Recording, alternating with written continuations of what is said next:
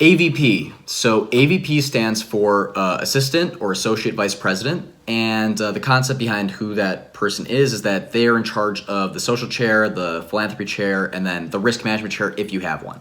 And so the first thing that I think is important with the Associate Vice President or AVP is that you need to have a game plan, whether it be with your social chair or your philanthropy chair or your risk management chair, that you have some sort of North Star metric that you're trying to improve. And so I'll give you a couple examples. Is it a 30% increase in the amount of people or the amount of funds that go into a philanthropy cause? So maybe you have 30% more participation, or you want 30% more funds that you actually are able to generate that go to that cause. Two, another one that could be, a 70% increase in attendance at, brotherhood and sisterhood events. Or it could be adding 3 new sororities or fraternities to your social calendar. Whatever it is, you want to make sure that it's set in stone and that you all are working towards that North Star metric. And it can be different for the social chair versus the philanthropy chair, and I think it should be. But as the AVP, you really have to have in mind what are their goals and how can I help them get there. And then 2, once you set out the goal for the semester, you have to figure out how you're going to achieve it. So, for example, if you're trying to add 3 new sororities or fraternities to your social calendar, I say try to do some mini pre-games with the close friends that you know within those sororities or fraternities, where you invite groups of people that you're trying to target. So, for example, are you going to target a wide array of people? So, for example, playing a numbers game and saying, well, if we have enough people who are going consistently to these mini pre-games, that eventually they'll want to do an event with us. Or are you going to target depth, which is that you're inviting guys or girls who have influence in the house that you're trying to target, and that you want to do events with their social chair or their AVP or their president or their treasurer. But you have to figure out how you're going to approach that goal and then execute. And so the other thing that I think is super important, so number 2, is creativity.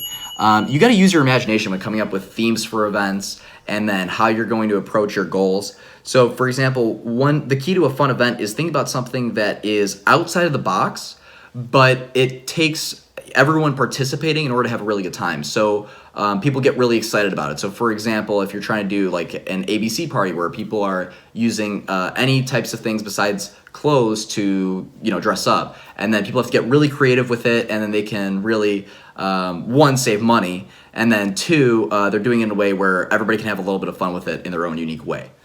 And so the other thing that goes with creativity is that you can apply this to philanthropy events as well. So, for example, creating events where whatever your target audience is, whether it's a fraternity or a sorority, that those events are reaching that specific target. And what do I mean by that? So if you want sororities to come to your event or over others, because a lot of sororities tend to have a requirement for the number of service hours they have to do, so they have to go to certain philanthropies throughout the semester. And so maybe incorporate something that everybody loves. So, for example, puppies, right? We all love puppies. I'm sure that you can get a ton of people to come to the event if you find a way to incorporate it. Maybe you're renting it out from a local shelter and you're saying, hey, we're going to give to this shelter as the philanthropic cause, and then in return we're hoping that you guys can come and bring some of those puppies for a certain number of hours. That's just one way off the top of my head that you could use it, but use creativity to get people to come. But there's so many different ways to do it, and then also be contributing to said cause. You just got to figure out what ways you want to do it and what cause you're really passionate about that you can really get behind and really get creative with. And then 2, understanding your target market or the target houses, what would be valuable or appealing to them. So maybe it's not you want to go the route of what everybody loves, but maybe you want to go into something that the entire community cares about. Maybe there's a ton of people who are affected in your area by a local disaster, and you want to give to that charity. That can be something that really gets people to be behind your cause and gets people to come out for it. And the third thing, besides creativity and having a game plan with your chair positions that are working under you, is that you have to execute. At the end of the day, you have to ensure that the person who's coordinating the events and is setting them up is on the same page with you and what the goals are.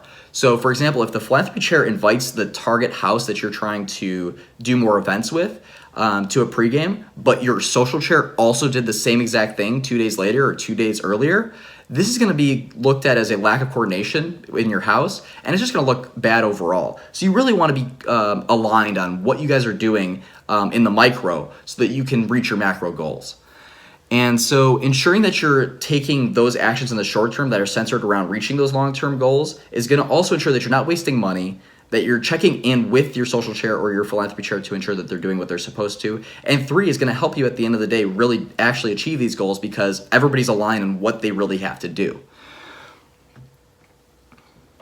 Hey everyone, just want to real quick thank you for looking at the video. Please mention in the comments anything that you want to see content-wise, whether it has to do with recruitment, helping with social, your position, more on the positions, something about personally that you've had to deal with that you would like some clarification on how to approach it, anything really. And then thank you for having patience with me on trying to figure out what exactly to do with these videos and how to edit it, how to produce it in the right way where it's entertaining but also super educational and valuable to the people involved. Thank you again so much. Look forward to seeing you soon.